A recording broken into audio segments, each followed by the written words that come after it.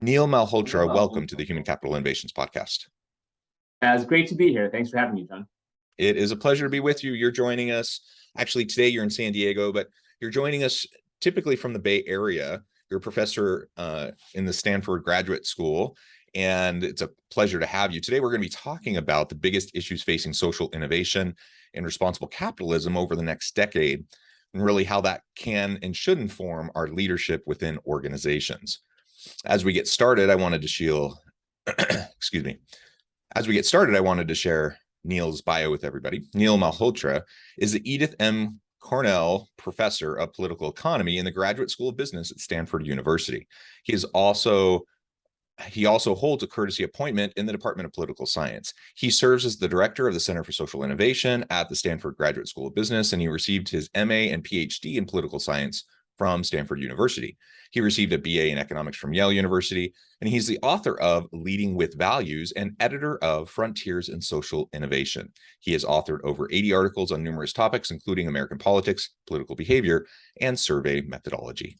And I just scratched the surface. There's so much more that we could talk about by way of your background, but I'm going to hand it over to you. Anything else you would like to highlight for me or my listeners before we dive on into the conversation?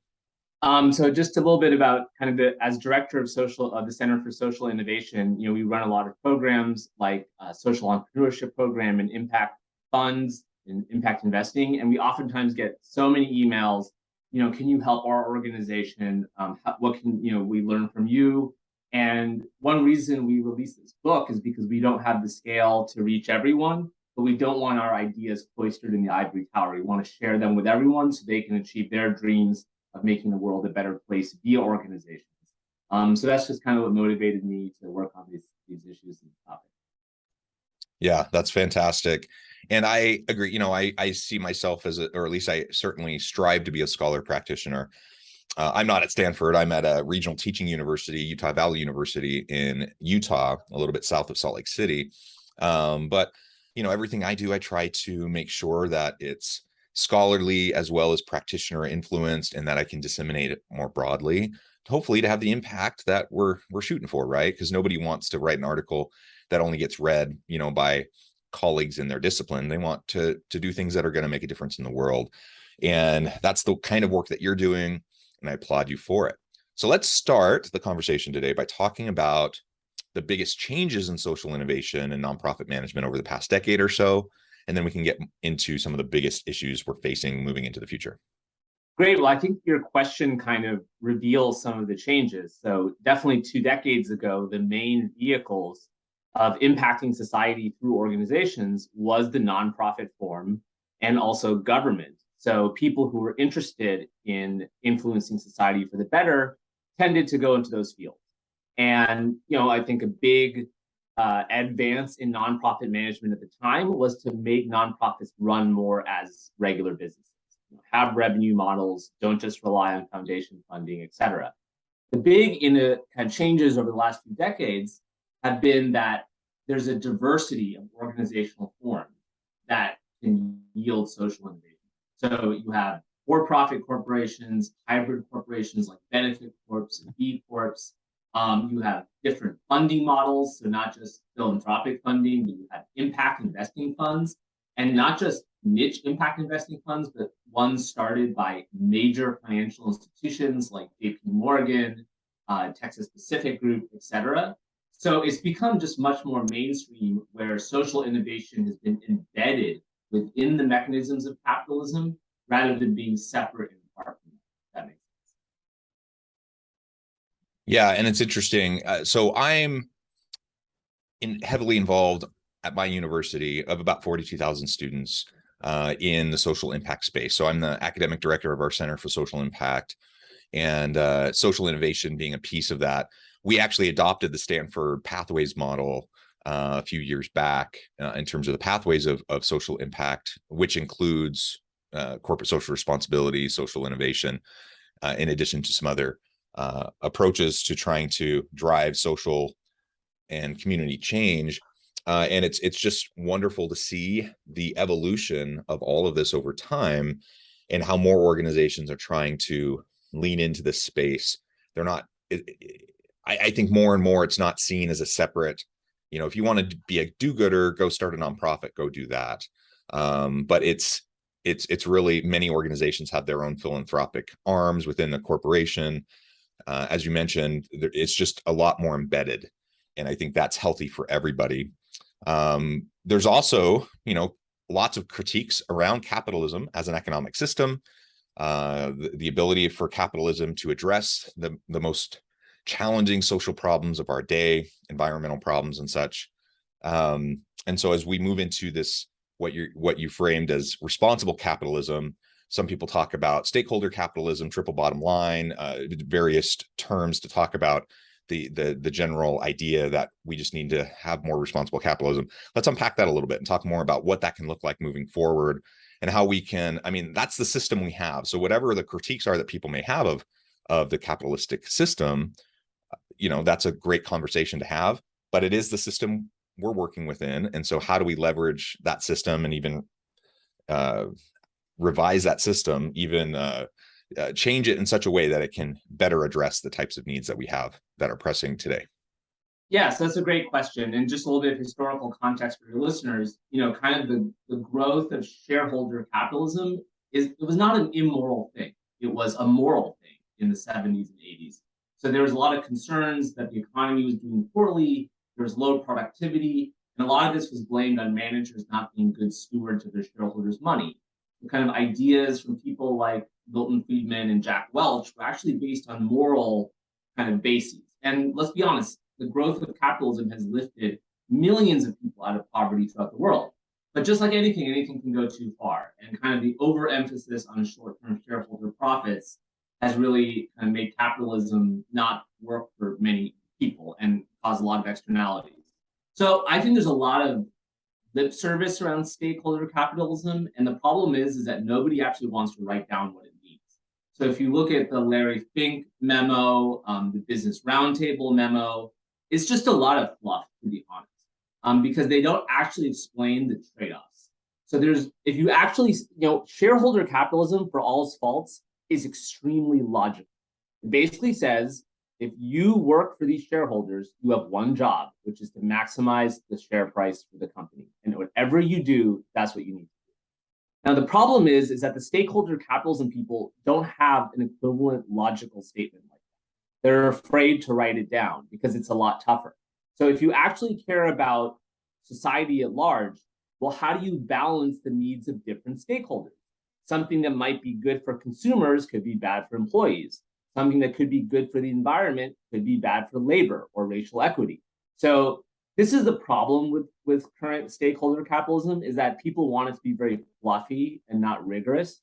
And I think the movement has to be to actually manage the trade-offs.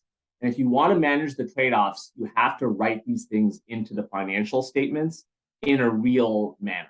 So right now, for example, when you look at like how companies report their carbon capture or their diversity or whatever it may be, or their living wage, they get to pick the metrics.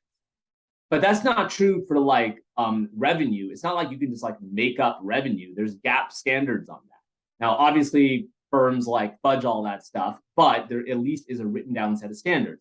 So if you want to move to stakeholder capitalism, you need to have the tools, machinery that shareholder capitalism has, which is a set of accounting and reporting. Yeah, that's a really, really good point. And on the one hand, I really like that organizations are now being pushed towards reporting on these sorts of things. But you're right, it's completely all over the place. So it's hard to have apples to apples comparisons, and every organization really just gets to decide how they're going to report it. And so that makes it really challenging. And so then it's the question of, is it just spin? Is this just really PR? Or are they actually doing anything that's making a real impact? Are they really addressing these types of issues? Say it's diversity, equity, and inclusion. Okay, great. What does that mean? What does that look like within organizations? What are the metrics that need to be reported? And you're right, that hasn't been fully fleshed out, certainly not to the point where people are agreeing on it and everyone's doing the same thing. So people are reporting on all sorts of different things. On the one hand, again, it's good that people are now thinking about it more, reporting on it. We need to go to the next step and get people to actually have consistency in the reporting approach. You talked about GAAP, for revenue and financials. What might that look like for stakeholder capitalism if we were going to go down that path further? I mean, yes, there's like engineers and accountants working together on these issues. So, for example, there's ideas that you would actually kind of count and what your environmental impact is.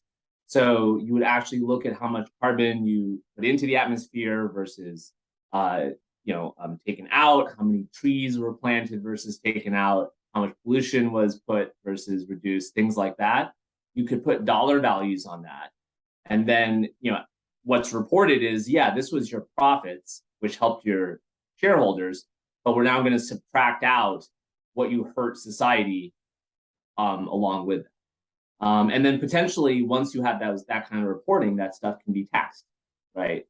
And then it can actually pay penalties, and you have to internalize those externalities. Additionally, there may not be official government taxes, but there could be informal taxes. For example, once you report that stuff, like this was your dollar value of the environmental damage you did, maybe then pension funds and foundations can divest from you because they have the actual information, just like they would divest from you now if your revenue started falling. Yeah, great ideas. And again, how you get everyone around the table to agree on what these standards are going to be, that's tough, right? And I'm not sure how that happens, but that's probably the next step. But I would say that the shareholder capitalism had very similar controversies, and they were able to solve them. So, for example, it seems like a minor issue, but how do you count an account receivable, right? Now, that's like a minutia issue in accounting, but it's actually quite complicated. Yet they have a gap standard on when an accounts receivable goes into revenue versus not. So I'm just saying is that just because something is hard doesn't mean you shouldn't do it.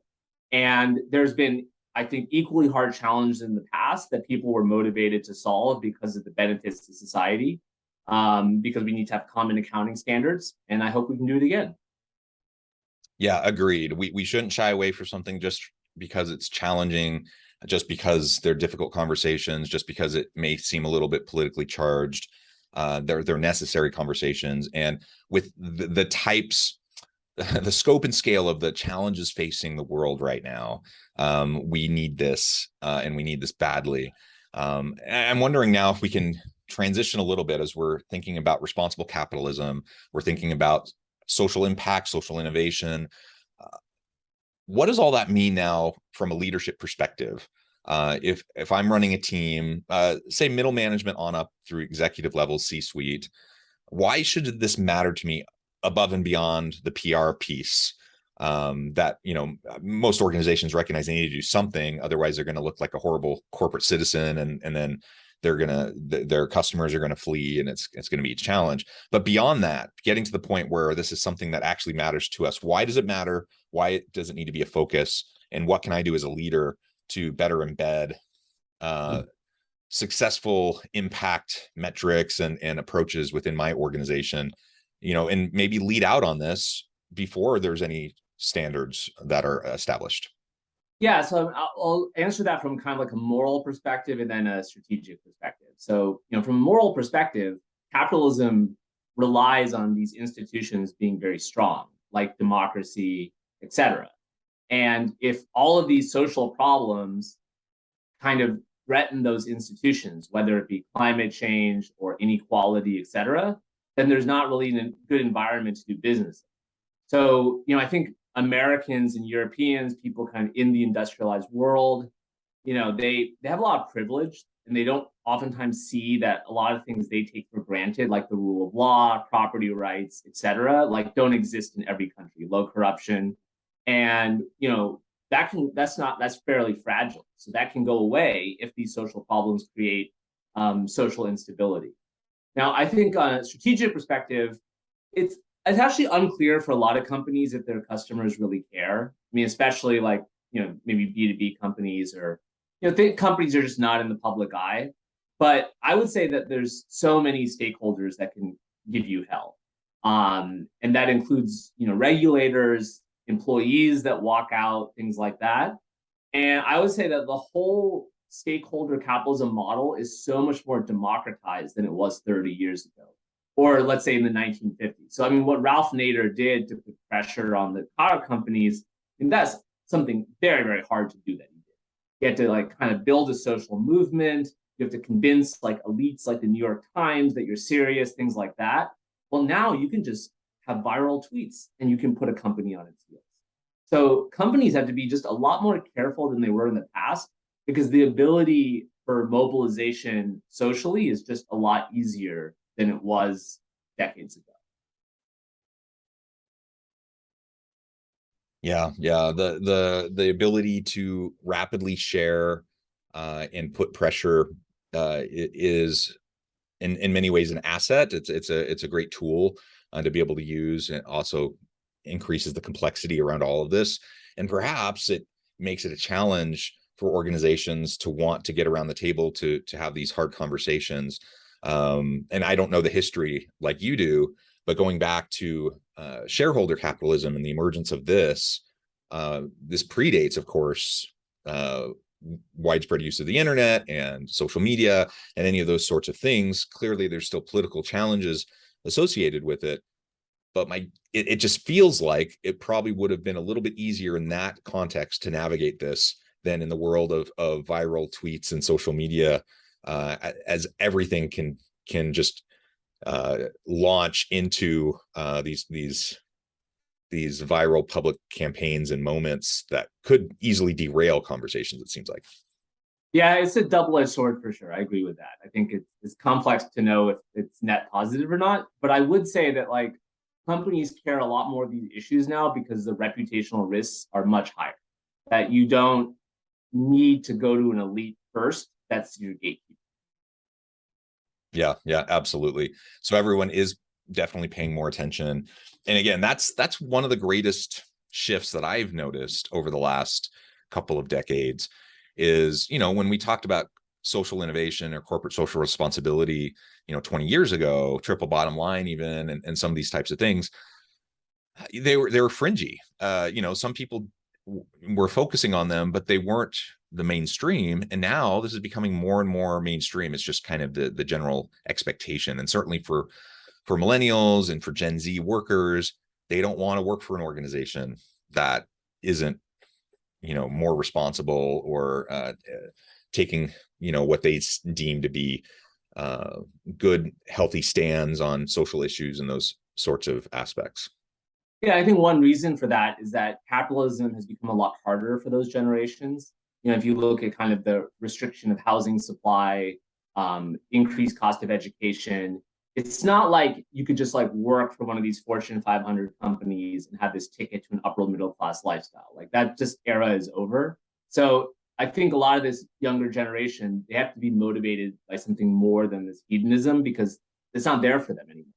So that's why I think you have a lot of this generation saying, okay, well, if work is not going to get me an upper middle class life, it has to be consistent with my value. Otherwise, what's the point? Yeah.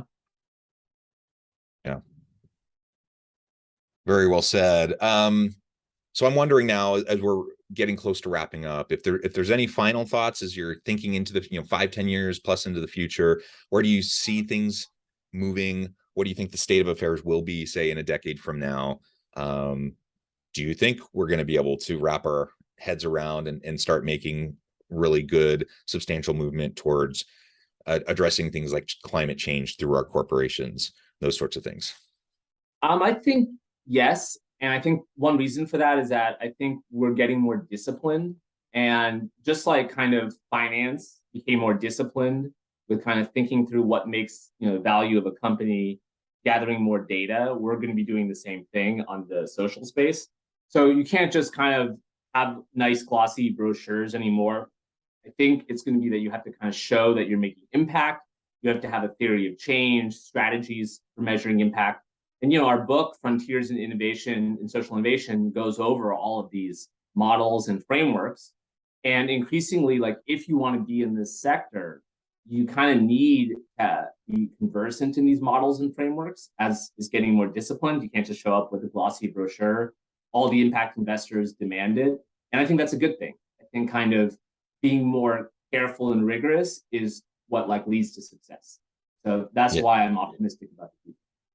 Yeah, good. And I share that optimism with a healthy skepticism. I mean, it's like it's hard. And so we know it's hard, and hard things, to move the needle, you just have to continually put effort and pressure into it. But I do feel that overall, I remain optimistic, and it's worth the effort. It's worth the time and the energy. It's worth putting the pressure on our organizational leaders, on our politicians, to make positive movements. And ultimately, I do think it will bear fruit. I just hope we can get there fast enough. But I sure hope we do. Well, Neil, this has been a real pleasure. I know at the time I'm going to have to let you go here in a few minutes, but before we wrap up for today, I just wanted to give you a chance to share with listeners how they can connect with you, find out more about your work, and then give us a final word on the topic for today. Sure. You can follow me on Twitter at NA Malhotra, NAMALHOTRA. You can also look up the Center for Social Innovation on Google, Center for Social Innovation at Stanford. You just Google that, and we have all of these free teaching assets and videos that you can take advantage of, as well as learn more about the book. And I guess my message to your listeners would be to keep working. That social innovation is hard. It doesn't have the immediate rewards of product market fit, unicorn growth, all of that stuff. But in the long term, kind of slowly and sustainably building society for the better, improving human welfare is worth it. It is absolutely worth it, worth the time, the effort, the energy, for sure. Neil, it's been a real pleasure. I encourage listeners to reach out, get connected, find out more about what Neil and his team can do for you. Check out his research, check out his books, all the great stuff going on at Stanford in his center, and all the things he's involved with. And as always, I hope everyone can stay healthy and safe, that you can find meaning and purpose at work each and every day. And I hope you all have a great week.